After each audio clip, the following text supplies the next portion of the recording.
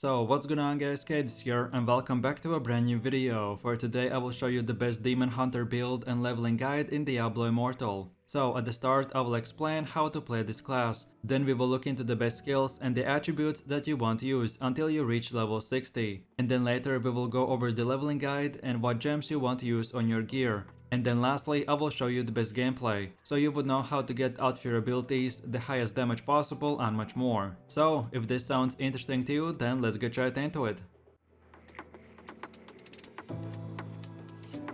So Demon Hunter is a crossbow class that you can do insane amount of damage to groups of enemies while moving around the battlefield, making her amazing for leveling, farming and endgame dungeons. As you can attack while moving, this allows your class to constantly deal damage while positioning yourself out of harm's way. And then lastly, if this wasn't good enough, then you can simultaneously activate Vengeance and Reign of Vengeance skills to become the highest single target damage dealer in the game, and much more. So then let's move over to the best skills, and I will give you 3 different builds for when you reach level 8, level 15 and level 28. So the best starter build at level 8 is to have crossbow shot, knockback shot, multi-shot, Reign of Vengeance and strafe. The first ability is called crossbow shot, that is a basic attack that shoots an arrow for damage while moving at reduced speed. But then for your ultimate ability you get a volley, which you can use when your ultimate bar is at full, so then when you activate it, you will upgrade your crossbow basic shots for 12 seconds, increasing its damage per hit, launching volleys of arrows, and increasing your movement speed. Overall, this is the best primary attack for the Demon Hunter, as it can be fired while moving, it is used in every build and in every game mode. And then on top of everything else, later in the end game, we will be able to use a legendary item that will improve the skill even more. So then the second skill is called knockback shot, that shoots a bolt of shadow energy that deals damage and knocks the enemies away. Enemies knocked into obstacles will be stunned for 3 seconds. Overall, this is a great starter ability to keep maintaining the safe distance between you and the enemy while doing damage at the same time. Then for the third ability we have the multi-shot that shoots bunch of arrows dealing damage to all nearby enemies, and you can use it for up to 3 charges. Overall, this is another amazing skill that every Demon Hunter build uses because of its high AoE damage, and you will be able to further improve it, which I will show you how to do this later in the video. So then for the fourth skill we have the Reign of Vengeance, and this ability fires a massive amounts of arrows in the air, dealing damage to all enemies in the area for over 4 seconds. Overall, the skill is one of the best AoE damage skills that we unlock early on, and I recommend to use it often on large packs of enemies or bosses, because the skill will be able to clear huge amount of monsters in just few seconds. And then lastly, the fifth ability is called strafe, and this skill will make a character spin rapidly while moving at 70% reduced speed, shooting and damaging in all directions per hit.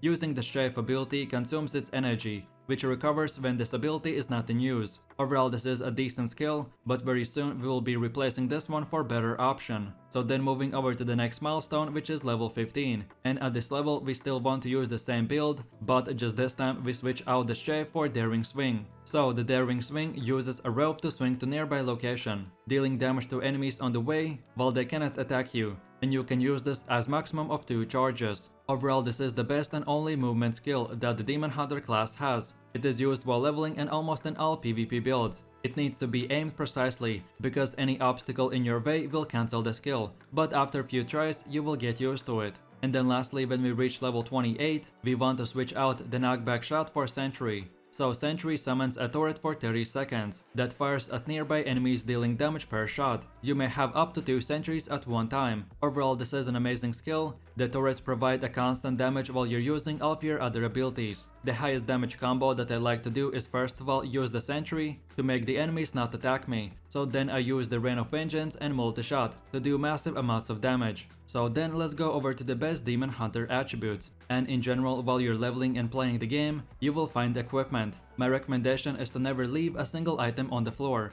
and the stuff that you don't need, just salvage for more materials. So at the start you will encounter white, blue, yellow and orange items. As you can tell, white items are the worst quality, and orange aka the legendary items are the best. So as you level, you want to go from white to blue to yellow and then lastly to full legendary. The way you build up attributes and stats for your class is by equipping gear with the specific attributes that you want to have.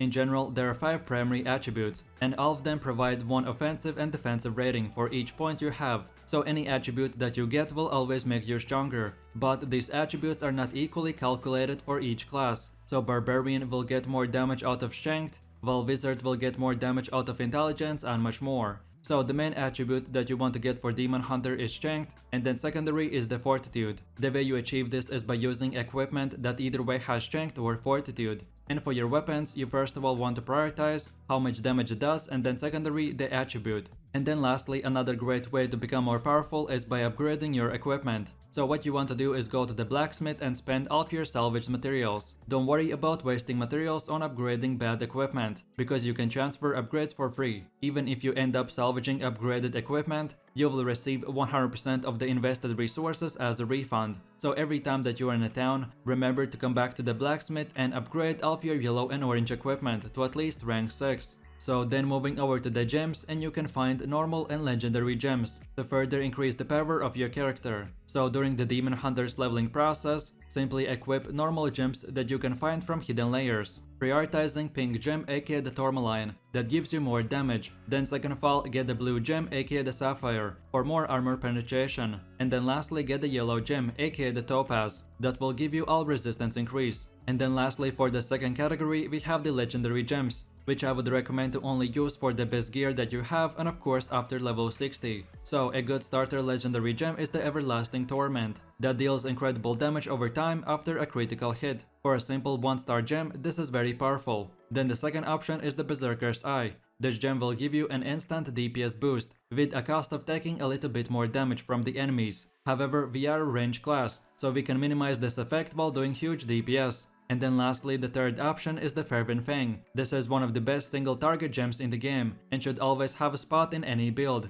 as enemies get stronger and take longer time to take down, so this gem in the endgame becomes even more powerful. So then let's move over to the leveling guide, and in Diablo Immortal, leveling up is a journey that you can approach with your own playstyle. The primary way that you level is by going through the main storyline and completing each and every zone's quest. Once you reach a new area, you may encounter a message that says you must reach X level before continuing. So then there are two ways that you can level. The best way to level up, not counting the main quest and storyline, is to advance your battle pass. Two ways that you can do that is by running dungeons efficiently without stopping and only salvaging items when your bag is at full. Or then the second best way is if you don't feel like spending your entire time in a dungeon, then you can complete every task and hidden layer that you see while doing main quest. And these hidden layers are random caves that you can enter and complete for easy gems, rewards and experience. So then let's go over a few tips and tricks that you need to keep in mind while leveling. Early on in the battle pass, you can choose one legendary for your class. I recommend taking the Hunger Rare Crossbow, because it makes your crossbow shot, which is one of your best skills, do even more damage. Then remember to find better equipment for your character. Your bag flashes when you pick up better equipment, so keep an eye for that while leveling. Then as well, keep upgrading your items at the blacksmith. I recommend to turn on auto pickup for all items in the settings, and once in a while return to the town to salvage. Then don't forget that your most important skill combo that does bunch of damage is to first of all use the Sentry, then Rain of Vengeance, and then finish it off with the multi-shot. And then lastly, you want to unlock Heliquary at level 41. The Heliquary is a unique addition to Diablo Immortal. It's a great source of offensive and defensive rating increase that becomes very important after level 60. So at around level 41, you should be able to unlock it by completing the Billifen, then follow your quest to the West March, and there you can unlock the Heliquary. And you want to do this so you can start receiving the Scoria resource from your daily bounties as soon as possible. So as this is a Demon Hunter's guide till level 60, I will end the video at this last feature, which is the paragon system. So you start gaining paragon levels after hitting level 60. Each level grants you 1 paragon point that you can allocate into any open category. In total there are 5 categories, and each one gives you more defense, XP bonuses and much more. So then for your Demon Hunter, right after you reach max level and start gaining paragon levels, you first of all want to invest your points into the Vanquisher category and spend your first 5 points into the damage node, then spend your 6 point into the Zeal node, and then from here I will make a specific video on what you want to do for your endgame Demon Hunter build. So now let's go over a few tips and tricks that will help you out as a Demon Hunter. So the Demon Hunter is the best single target DPS class in the game, so always remember to keep a distance and never stop doing damage from afar. Then even though the Demon Hunter is the slowest class in Diablo Immortal, you can shoot while moving, so don't forget to be constantly on the move while doing huge DPS numbers. Then the only mobility skill that the Demon Hunter has is the Daring Swing. so keep on using it 24/7 to escape enemy attacks or to move around the map a lot faster. Then most importantly, don't forget to turn on auto pickup in general settings, so you would be able to pick up everything from the ground, and then once in a while you can come back to the town and salvage everything. Then as well, like I mentioned, keep on upgrading your gear as often as possible, because this will help you out in clearing faster dungeons. And then lastly and most importantly, don't forget to come back to my channel to find the best endgame demon hunter build, and that's about it. So with that said, I really do appreciate everyone for watching guys, and I hope you enjoyed it. If you have any suggestions, feedback or other good Diablo Immortal classes that you would like to see in the next video, then feel free to leave your comments in the comment section down below. And while you're doing that, please click like, subscribe and enable that notification bell, so this way you could support the channel and you won't miss any more amazing content from me. With all this said, you have a nice day and I will see you in my next video, so take it easy, peace.